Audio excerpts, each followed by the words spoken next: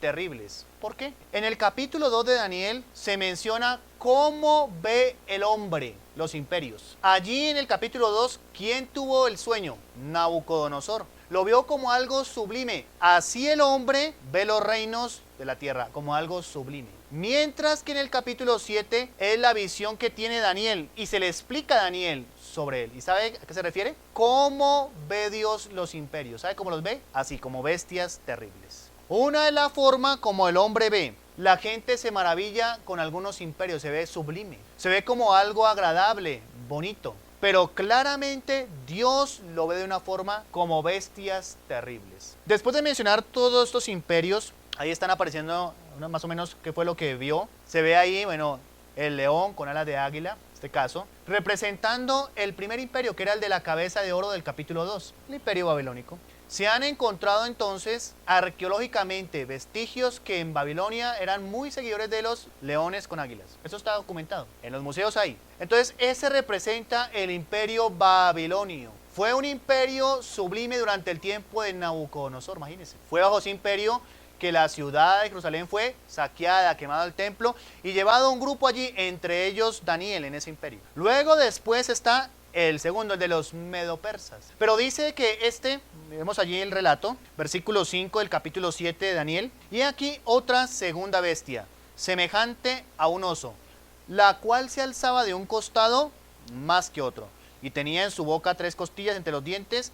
Y le fue dicho así: levántate y devora mucha carne. Este es el imperio medo-persa. Y afirma de que lo que sucedió en ese tiempo fue que esos dos, los medos y los persas, se amalgamaron. Llegaron a ser parentesco porque se casaron entre ellos. Había allí un gobernante que se casó con la hija del otro imperio. Entonces llegaron a ser un solo imperio, lo unificaron. Pero resulta que uno de los dos llegó a ser más fuerte que el otro. Por eso dice que veía que se levantaba de un lado más que el otro. Los famosos reyes Darío y Ciro, uno más fuerte que el otro, por eso lo veía que se levantaba uno de un lado más que el otro.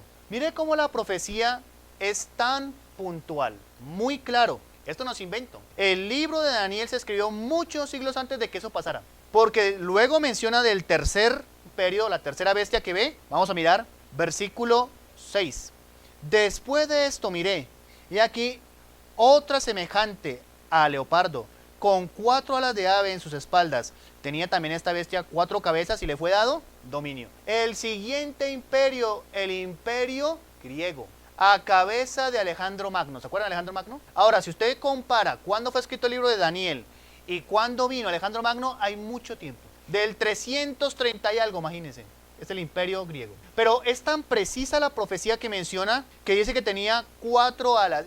¿Por qué lo describe como un leopardo? Históricamente, el imperio griego fue un imperio de más rápido avance. El leopardo es muy rápido, muy ágil. A tal punto de que cerca de los 30 y algo años, Alejandro Magno había conquistado gran parte del mundo conocido. Y ya cuando no había nada que conquistar, es la historia de que entró en una depresión terrible porque quería conquistar hasta la luna. Y decía después, ya no hay nada más que conquistar porque había conquistado todo prácticamente. Y entró en una terrible depresión.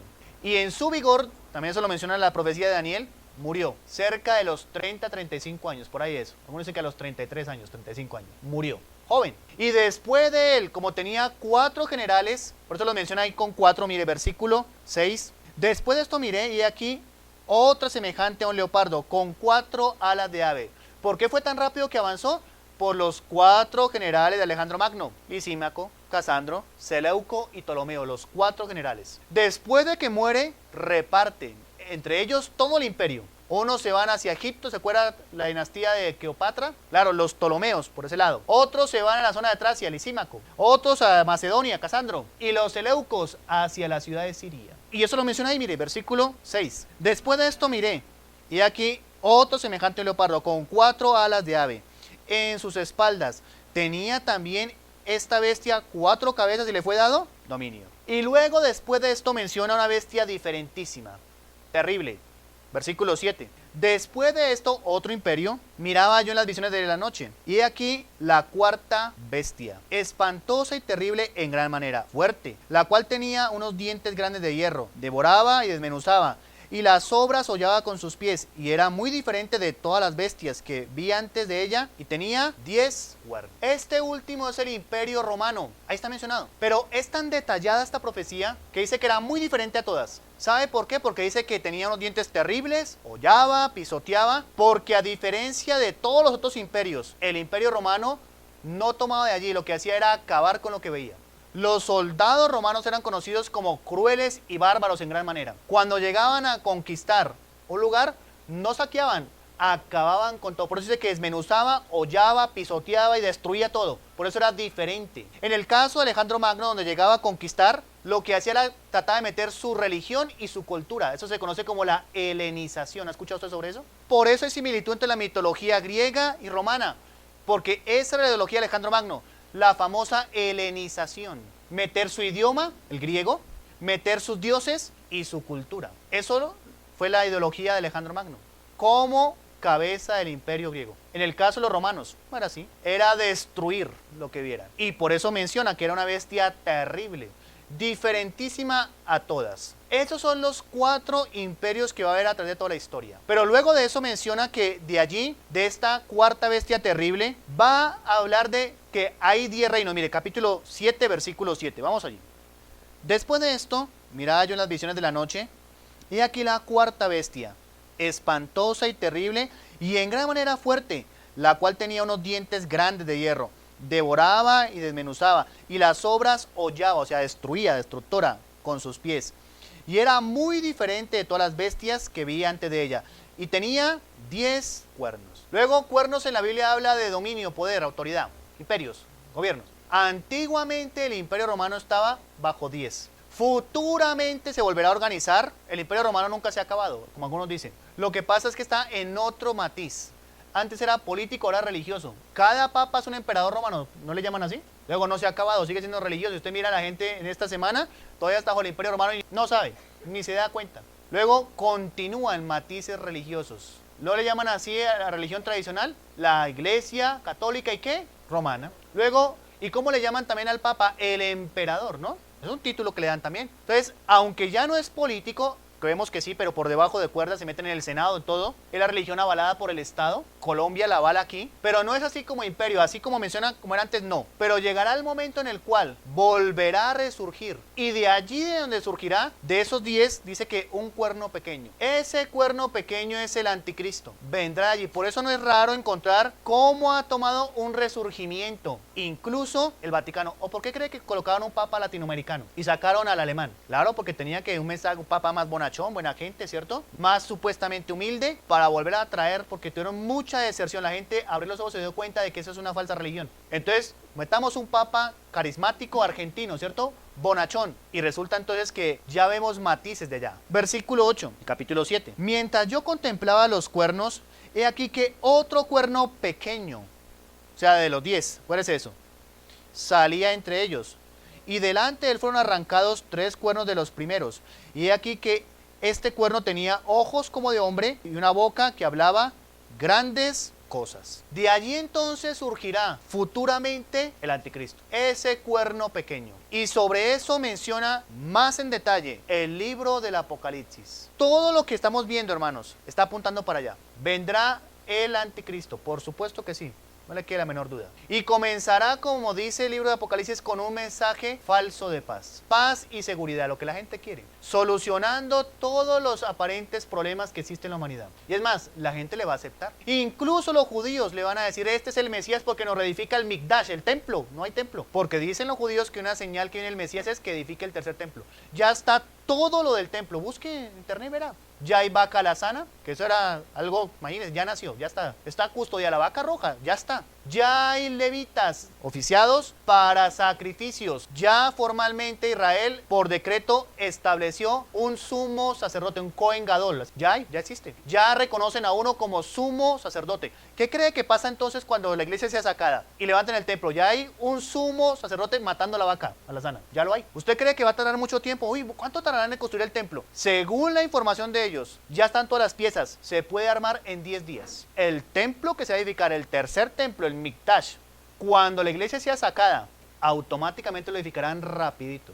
Y según fuentes de ellos, en 10 días se puede ensamblar. Para que usted sepa, la iglesia es arrebatada y en 10 días ya hay templo y ya están ofreciendo sacrificios. Todo ya está. Luego, estamos viviendo horas extras. Si usted se está preparando para ser un tío rico aquí en la tierra, está seriamente equivocado. Esto no dura mucho. A cualquier momento Cristo viene por su iglesia. Ahora, ¿está usted preparado? ¿Es usted cristiano? ¿Usted es una persona salva? No le pregunto si es religioso, porque esos hay hartos. ¿Es usted un verdadero hijo o hija de Dios? ¿Ha nacido de nuevo? En vista de esto, hermanos, entonces, el día de mañana voy a hablar más en detalles acerca del cuerno pequeño. Pero quiero que entienda algo muy concreto en esta noche. Así como la Biblia menciona con lujo de detalles acerca de la profecía de todos estos reinos que hemos visto, el anticristo, también la Biblia habló de la venida de Jesucristo. Primera a los Corintios capítulo 15, vamos allí. Primera a los Corintios capítulo 15. Vamos a mirar qué dice la palabra de Dios. Desde el versículo 1, Pablo dice estas palabras allí. Además os declaro, hermanos, el evangelio que os he predicado, el cual también recibisteis, en el cual también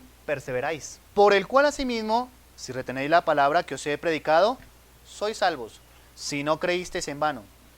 Porque primeramente os he enseñado lo que asimismo recibí, que Cristo murió por nuestros pecados conforme a las Escrituras. Versículo 4. Y que fue sepultado, y que resucitó al tercer día conforme a las Escrituras. Todo lo que tiene que ver con la obra que el Señor Jesucristo hizo en la cruz ya estaba mencionado en las Escrituras. Pablo dice conforme a las Escrituras. Desde el Antiguo Testamento, comenzando por la simiente de la mujer. Esa fue la primera promesa que le hizo a Adán y Eva. Génesis 3:15, pondré enemistad entre ti y la mujer, entre tu simiente y la simiente, hablando de que vendría uno de la simiente de mujer. Siempre que se habla de simiente en la Biblia se habla de simiente de varón, pero ahí dice la simiente de la mujer, imagínense. Cristo, como saben ustedes, nació de una virgen, una mujer. Ahí está la primera profecía. Luego más adelante todo el simbolismo, el Cordero Pascual de Éxodo 12. Cristo es el Cordero de Dios que quita el pecado del mundo. La sangre debían aplicar a los dinteles en las puertas para que el ángel de la muerte viniera y no pasara mortandad sobre aquellos que tuvieran la sangre. Veré la sangre y pasaré. Todo tiene que ver con Cristo. Desde el Génesis hasta el Apocalipsis se menciona claramente a Jesucristo. Y dice aquí la Biblia que todo eso era conforme las Escrituras. Las palabras que pronunció en la cruz, Dios mío, ¿por qué me has separado?, están en el Salmo 22. En Isaías 53 menciona que sería puesto, llevado como oveja al matadero. Allí está en Isaías 53. Su resurrección, todo menciona acerca de Jesucristo. Y por eso Pablo dice, murió conforme las Escrituras. Una vez que Cristo resucitó, dijo estas palabras, Lucas capítulo 24, versículo 44, y le dijo, estas son las palabras que os hablé estando aún con vosotros, que era necesario que se cumpliese todo lo que está escrito de mí en la ley de Moisés, en los profetas y en los salmos. Esa era la forma como se clasificaba el Antiguo Testamento según los judíos. La Torá, los Nevín y los Ketubín, ahí viene la palabra Tanakh.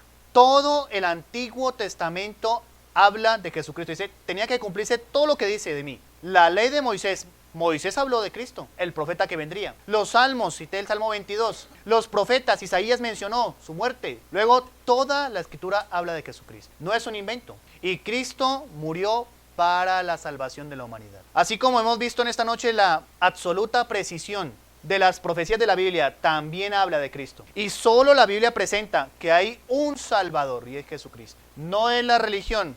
La religión siempre se basa en un término, obras. ¿Y qué dice la Biblia? Efesios capítulo 2, versículo 8 y 9. Porque por gracia. La palabra gracia significa dos cosas. Uno, que Dios nos dé lo que no merecemos. Todos somos pecadores. Nadie de los que está aquí merece ir al cielo, ni siquiera yo tampoco. Entonces, gracia significa recibir lo que no merecemos. Pero también significa algo segundo, no recibir lo que sí merecemos. ¿Sabe qué sí merecemos? La condenación. Todos hemos hecho méritos suficientes para ir al infierno. Pero dice que por gracia, Dios nos da lo que no merecemos y no nos da lo que sí merecemos. Por gracia, dice el versículo 8, sois salvos por medio de la fe. No salva la fe, salva la gracia. Pero la fe es el medio. Por gracia, por medio de la fe. Dice, y esto no de vosotros, pues es don de Dios, es un regalo. Y luego afirma, no es por obras, para que nadie se gloríe. Si la salvación fuese por obras y las ponemos las obras en la balanza, pesan más las malas que las buenas. Luego entonces, en lugar de salvarlo las obras, lo condenan más al hombre. Ponga en la balanza sus obras, a ver, ¿cuáles pesan más? ¿Las buenas o las malas? Las malas. Entonces, en lugar de salvarlo, las obras lo condenan más. Y por eso dice la Biblia, no es por obra. Toda religión se basa en el término obras para ganarse el cielo.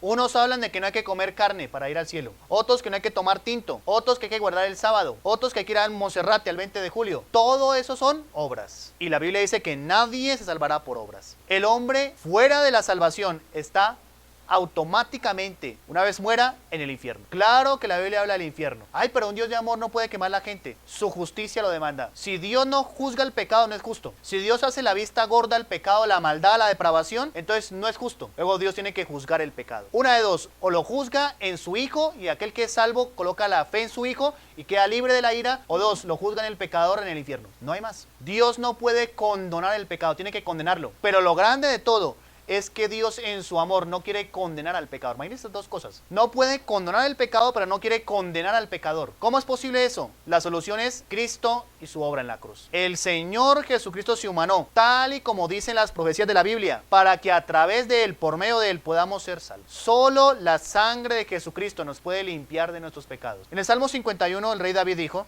luego de haber pecado, él mencionó estas palabras: lávame más y más de mi maldad y límpiame de mi pecado. ¿Sabe qué está diciendo el rey David? Luego de que ha pecado, que ese acto de pecado le ha ensuciado.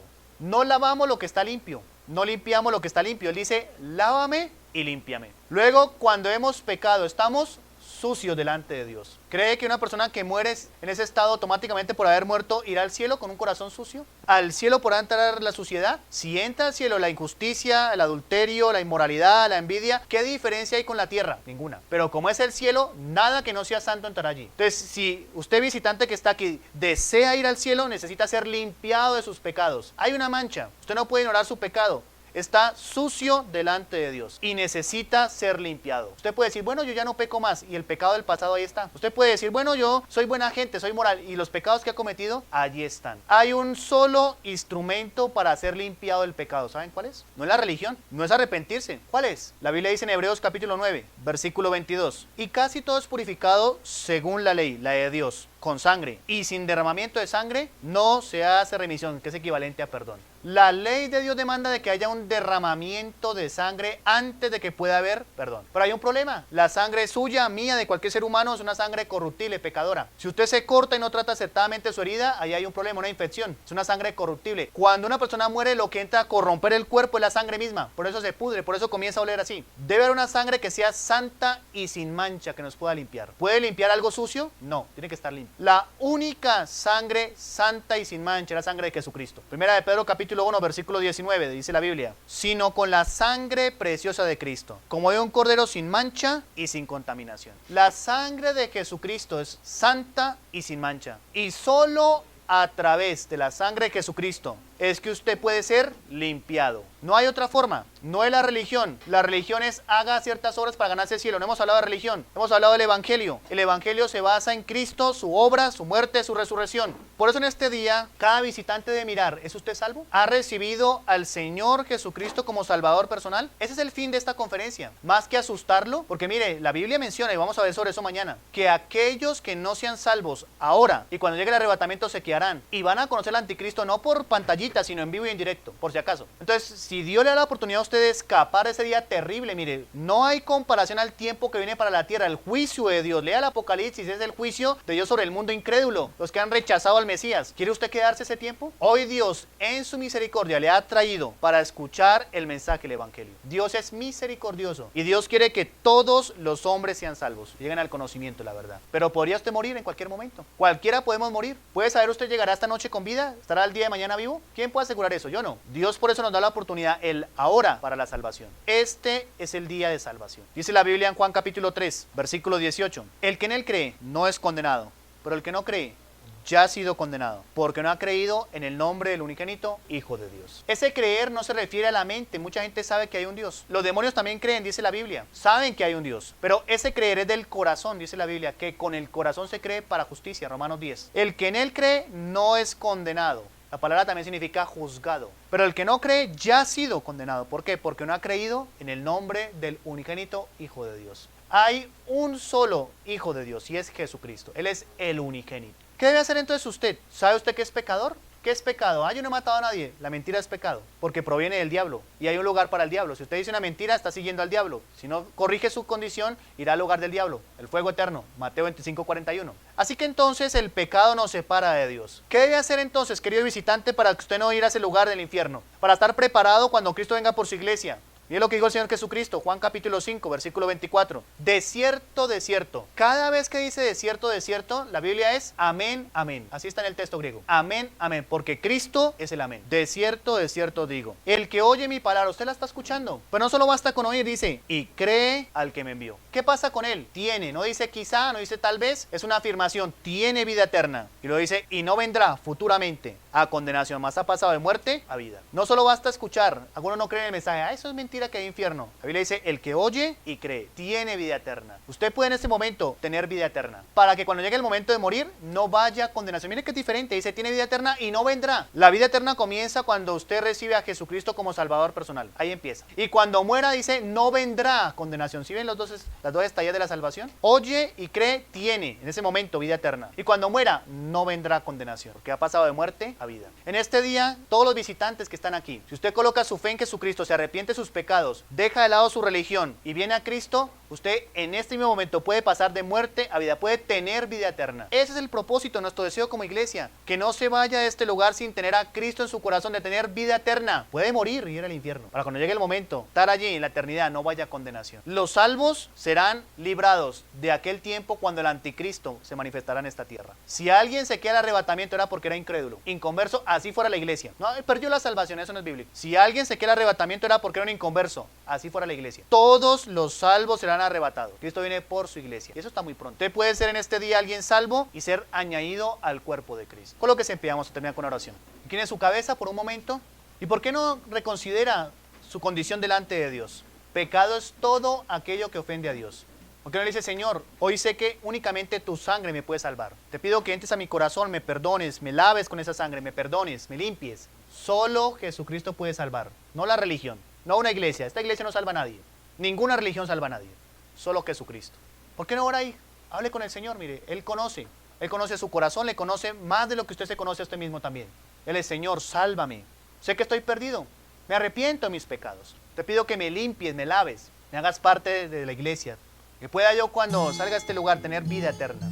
Y cuando llegue el momento de morir, no vaya a condenación. Vamos a orar. Señor Dios, Padre eterno, te doy muchas gracias por este tiempo que hemos pasado, Señor, de estudiar tu palabra. Y un privilegio saber, Señor, que la Biblia que has dejado, Señor, palabra escrita, es más actual que cualquier diario, cualquier periódico. Gracias por cada profecía que hemos considerado, por cada persona que ha venido, por cada hermano, por cada visitante. Te suplico, Señor, que obres en el corazón de cada uno, Dios. Que no haya un solo, Señor, que salga de este lugar, Señor, sin la salvación. Suplico, Señor, que nos hagas comprender, Señor, la necesidad de predicar el Evangelio, que prontamente vienes por tu iglesia, Dios. Ayúdanos, Señor, y bendice este tiempo, Dios. Gracias por cada visitante. Gracias por cada hermano. Pedimos, Señor, que obres también y prepárenos también tu corazón para el día de mañana, Dios. Lo pedimos todo en tu santo nombre, en el nombre de Jesús. Amén y amén. No solo de pan el hombre